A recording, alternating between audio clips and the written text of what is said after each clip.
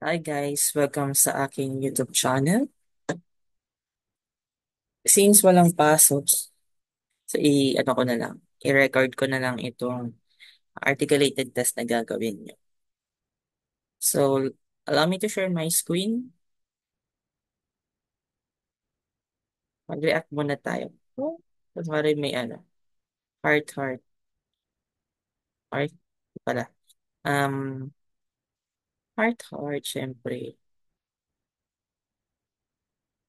Mag-heart reaction naman po kayo sa aking video and like and subscribe nyo na rin po ang aking YouTube channel for more updates. Okay, allow me to share my screen. Okay,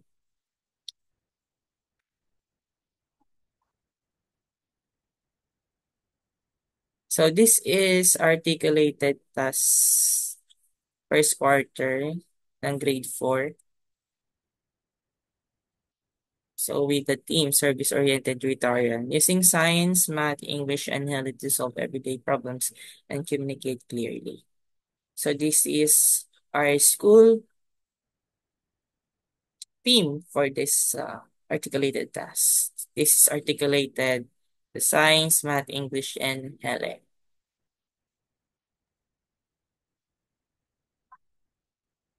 Okay, so this is the transfer goal.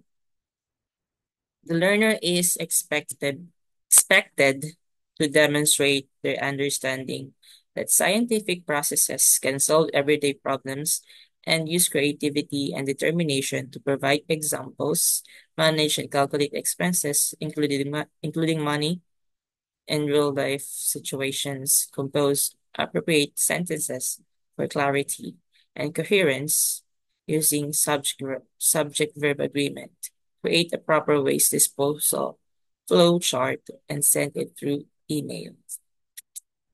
So, this is cascaded sa ating matatag curriculum performance standard. Okay, so this is the goal. So we will use the GRASP containing goal, role, audience, situation, product, and the standard or the rubrics. Okay, so your goal is to encourage the people in the community to practice proper disposal of waste at home, to limit the sources of pollution at home, and to save money by using flowcharts. So ito yung inyong goal sa inyong articulated task. Encourage nyo, hikayatin nyo ang mga tao sa inyong community na magkaroon ng proper disposal of waste, tamang pagtatapon ng basura, okay? Using flowcharts para makapagtipid na rin po sila sa pera. Nakatipid sila sa pera, nakasave sila ng money, and at the same time, natulungan nila ang ating environment. So this is the goal. You are a community of helper, or you're a community helper who wants to teach others about proper waste disposal.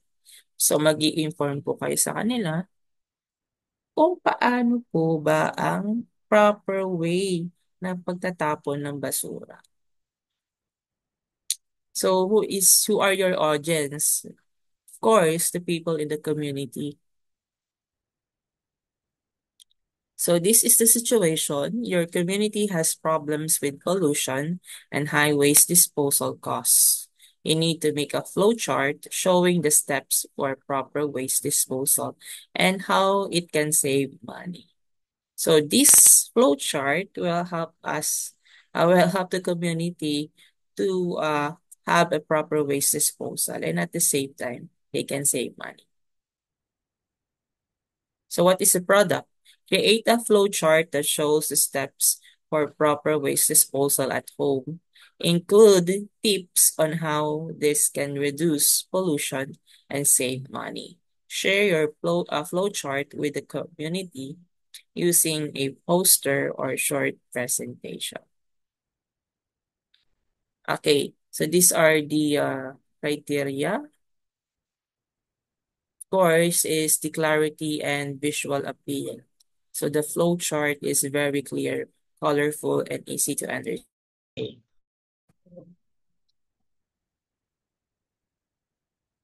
Punta ulit tayo sa share. Okay, okay. Saan na ba tayo? Medyo nawala yung internet ko. So dito tayo sa clarity and appeal, sorry, clarity and visual appeal. So the flow chart is very clear, colorful, and easy to understand.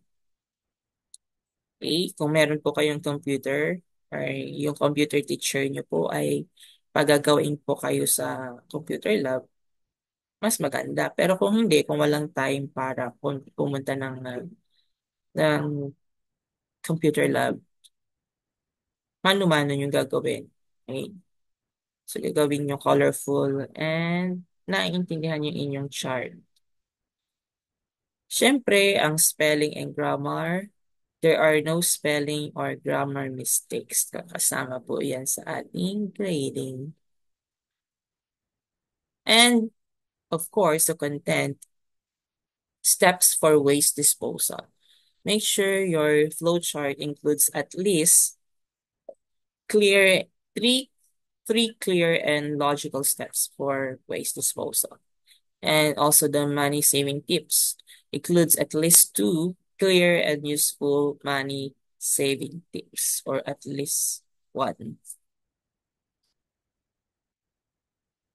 And explanation of importance and benefits. So clearly explains why each step is important and how it helps reduce pollution and save money.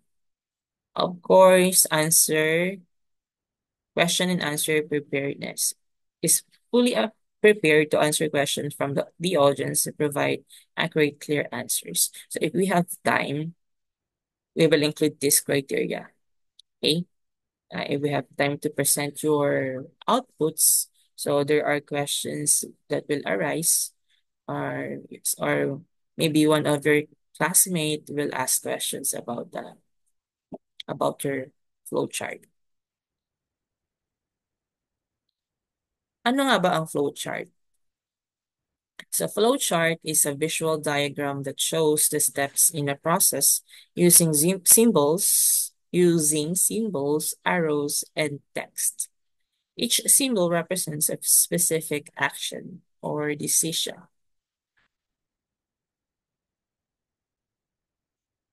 Okay, so in a flowchart, ovals are used for starting or ending the process. So you can use this.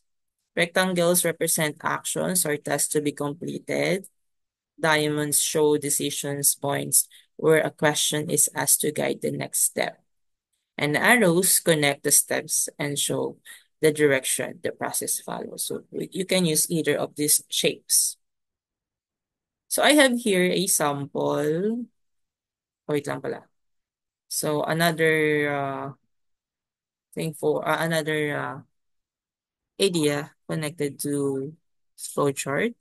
Flowcharts are helpful because they make it easy to understand how a process works by breaking it down into simple, clear steps. So instead na maraming mga ideas or babasahin ng mahaba, naka-ano na, nakasort na yung idea at na include mo na yung mga importanteng idea na kailangang malaman ng readers.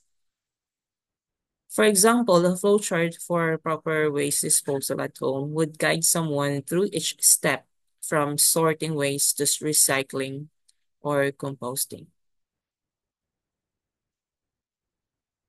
For example, this is an example. I used arrows and rectangles po and shapes. Tapos kulay blue. Then yung title sa taas. Proper waste disposal at home. So mayroon tayong step 1, step 2, step 3. Another is 1. You can use this format. Proper waste disposal at home. Step 1. step 2, step 3. May arrow down. Ayan, arrow pababa para susundin yung step. Kung ano yung next step na susundin. Or ito, kung saan it follows the the criteria.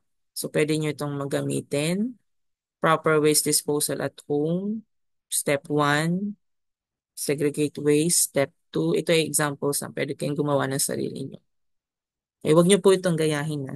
Gumawa po kayo ng sarili nyo flow chart. This is just as an example lang. Step 2, recycle art items. Step 3, compose biodegradable waste. Meron ng tip, meron ding bakit. Like may importance, may explanation bakit. For example, dito sa step 1, use different bins for biodegradable, recyclable, and non-biodegradable items. Then why? Segregation helps ensure recyclables are reused and waste is properly treated, reducing pollution. Or dito sa step 2, merong tips para makasave ng money. Recycle items. Recycling reduce the need for new materials, saving resources and money. Ganyan lang po kasimple.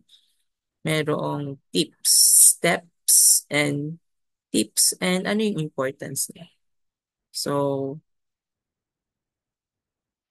pwede na po kayong gumawa ng inyong articulated data. Buena suerte! Thank you for watching.